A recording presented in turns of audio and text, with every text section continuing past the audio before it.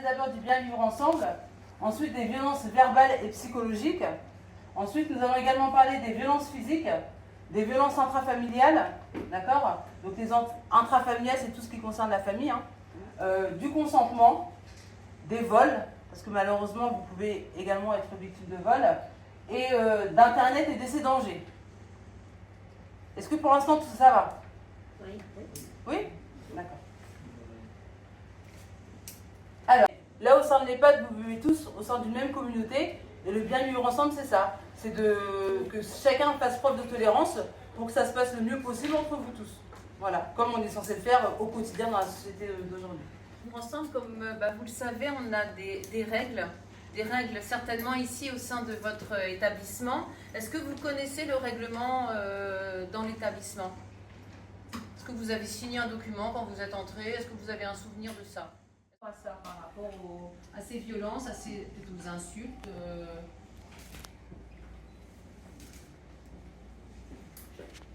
il n'y a pas de difficulté particulière? Tous ensemble, tout se passe bien?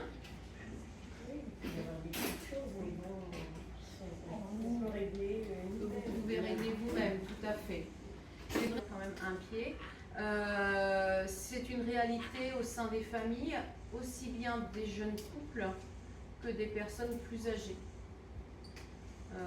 Pour avoir fait des interventions à domicile dans ce domaine, j'ai croisé des tas de personnes de tout âge, hein, et aussi des personnes âgées qui étaient mariées depuis 40, 50, 60 ans et qui vivaient dans un climat de violence depuis le début.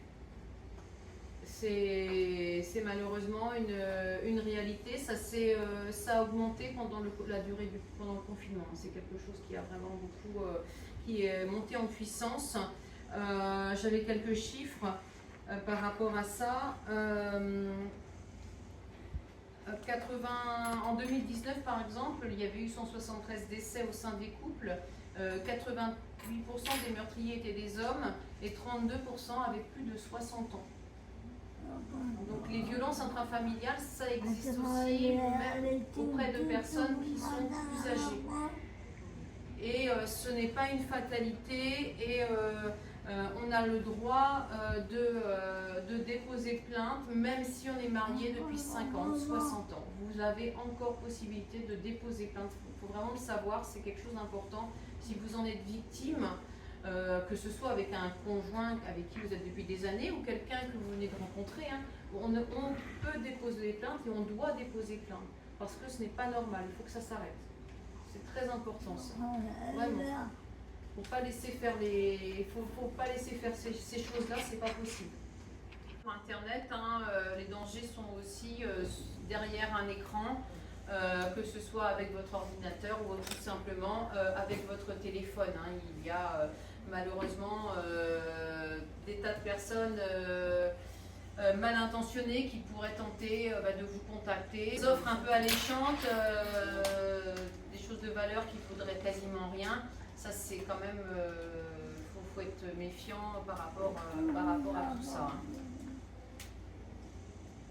Si vous avez le moindre doute, hein, n'hésitez pas à aller voir une personne de confiance, que ce soit quelqu'un ici dans l'établissement ou bien tout simplement un membre de votre famille, quelqu'un qui peut vous aider, qui peut vous orienter. Il n'y a pas de honte à ne pas savoir, hein. Ce sont des technologies nouvelles, récentes, que les jeunes maîtrisent très très bien, et on peut peiner parfois un petit peu à être à la page dans ce genre de choses.